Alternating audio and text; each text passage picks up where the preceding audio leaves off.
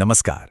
आज हम सब मिलकर डॉक्टर प्रणव पंड्या जी के लेखन के आधार पर एक बहुत ही गहरे और कह सकते हैं आत्मिक विषय पर बात करने वाले हैं। और ये विषय है माँ। आप सोचिए, सिर्फ एक शब्द पर इसमें एक एहसास है, एक पूरी की पूरी दुनिया समाई हुई है। तो चलिए इस भाव यात्रा की शुरुआत करते हैं। ये लाइन कितनी सच है ना? जैसे ही हम माँ शब्द सुनते हैं या बस सोचते भी हैं, हमारे मन प्राण में एक अलग सी, एक अनोखी सी खुशी की लहर दौड़ जाती है। और ये एक ऐसा एहसास है जो हम सबको दुनिया के किसी भी कोने में हो एक दूसरे से जोड़ता है। तो चलिए सबसे पहले माँ की उन प्यार भरी यादों की दुनिया में चलते हैं। देखते हैं कि ये एक याद अपने साथ क्या क्या लेकर आती है। देखिए, जब हम माँ को याद करते हैं ना, तो सिर्फ कोई एक तस्वीर याद नहीं आती। उनके साथ जुड़े हुए ना जाने कितने ही एहसास हमारे अंदर जाग उठते हैं। सुरक्षा का एहसास, प्यार का एहसास, अपनेपन का एहसास। और फिर इन एहसासों के साथ आती हैं अनगिनत अनुभूतियां। वो बचपन की यादें, उनके हाथ का बना खाना, उनकी लोरियां, यहाँ तक कि उनका डांटना और फिर प्यार से मना लेना। मानो यादों का एक पूरा का पूरा सागर ही उमड़ पड़ता है। और बस फिर क्या, हमारे दिल में न जाने कितनी ही भावनाएं बरसने लगती हैं। कभी खुशी होती है, कभी थोड़ी उदासी भी, पर सबसे ऊपर जो एक भावना होती है वो है गहरे संतोष और एक शुक्रगुजारी की। और इन सब यादों की सबसे कमाल की बात पता है क्या है? कि माँ कभी दूर लगती नहीं। चाहे वो हमारे साथ हो या ना हो, ऐसा लगता है जैसे उनकी मौजूदगी का एहसास हमेशा बना रहता है, जैसे वो यहीं है, कहीं आसपास, एकदम पास। ये एहसास ठीक वैसा ही है जैसे उनका आंचल हमें अभी भी छू रहा हो और हम आज भी उनके आशीर्वाद की उस ठंडी छांव में पूरी तरह से महफूज महसूस करते हैं। ये एक ऐसे कवच की तरह है जो कभी टूटता नहीं। अच्छा, अब जीवन के उन पलों की बात करते हैं जब हम दर्द में होते हैं, तकलीफ में होते हैं। उन मुश्किल घड़ियों में सबसे पहले किसकी याद आती है? जी हाँ, सिर्फ और सिर्फ माँ की। चाहे चोट शरीर पर लगे या दिल पर, दुख छोटा हो या बड़ा, हमारे मुंह से जो पहला शब्द निकलता है वो होता है माँ। ये कोई सोची समझी पुकार नहीं है, ये तो बस सीधे दिल से निकलती है। और जब आंखें आंसुओं से भरी हों और दिल दर्द से तड़प रहा हो, तो माँ की याद ही अकेली दवा का काम करती है। सच में उनकी याद में एक सुकून है, एक मरहम है जो हर घाव को धीरे धीरे भर देता है। और ऐसा होता क्यों है? क्योंकि माँ के अपनेपन की कोई तुलना ही नहीं है।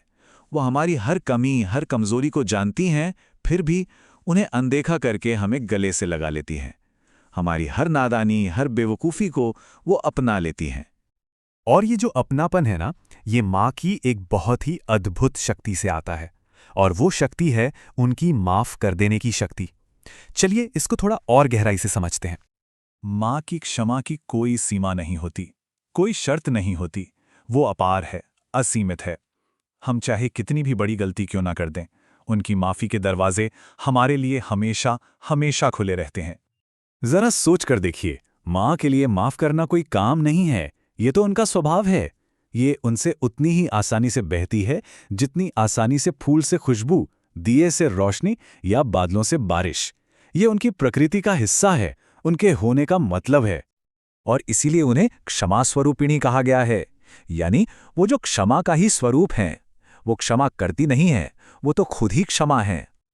अब जरा इस पर गौर कीजिए। यहाँ एक बहुत ही गहरी तुलना की गई है। एक तरफ है सृष्टि का विधान, मतलब कर्म का नियम, जहां हर गलती की सजा तय है। यहां तक कि खुद बनाने वाला भी कर्म फल से बंधा हुआ है। लेकिन दूसरी तरफ है माँ की क्षमा, जो इतनी ज्यादा शक्तिशाली है कि वो जीवन के बड़े से बड़े पाप को भी एक पल में खत्म कर सकती है। सोचिए, ये क्षमा सृष्टि के हर नियम से कहीं ज्यादा ताकतवर है। और शायद यही बात हमें सिखाती है कि प्रेम और क्षमा किसी भी नियम या विधान से बहुत ऊपर हैं। तो इस चिंतन के आखिरी पड़ाव पर हम एक माँ से ऊपर उठकर एक सार्वभौमिक सिद्धांत यानी मातृतत्व को समझने की तरफ बढ़ते हैं। माँ, ये सिर्फ एक शब्द नहीं है, ये एक अक्षर का महामंत्र है। यही हमारी प्राण शक्ति है, हमारी ऊर्जा का सबसे बड़ा स्रोत है। इस एक छोटे से शब्द में पूरी कायनात की करुणा और शक्ति समाई हुई है। और जब हम इस नाम को सच्चे दिल से याद करते हैं ना, तो हम पर कृपा की किरणें बरसती हैं। जीवन में ऐसे मौके आते हैं जब हमें कुछ अलौकिक अनुभूतियां होती हैं, जो हमें रोजमर्रा की जिंदगी से कहीं परे का अनुभव कराती हैं। और आखिर में लेखक यही प्रार्थना करते हैं कि हे माँ, बस ऐसी कृपा करो कि ये चिंतन, ये पुण्य कथा हम सबको सिर्फ एक भावनात्मक एहसास न दे, बल्कि हमें उस मातृतत्व का असली बोध करा सके, उसकी विशालता और गहराई को समझा सके। तो ये सारी बातें, ये चिंतन हमें एक बहुत गहरे सवाल के पास लाकर छोड़ देता है कि आखिर ये मातृत्व का बोध है क्या चीज़? इसका मतलब क्या है? क्या ये सिर्फ अपनी माँ की यादों तक ही सीमित है, या फिर इसका मतलब उस बड़ी शक्ति को पहचानना है जो इस पूरी सृष्टि के कण-कण में है? वो शक्ति जो सबका पोषण करती है, जो बिना किसी शर्त के माफ कर देती है और जो हर जीव पर अपनी करुणा बरसाती है। ये एक ऐसा सवाल है जिस पर हम सबको सोचना चाहिए। इस पर विचार जरूर कीजिएगा।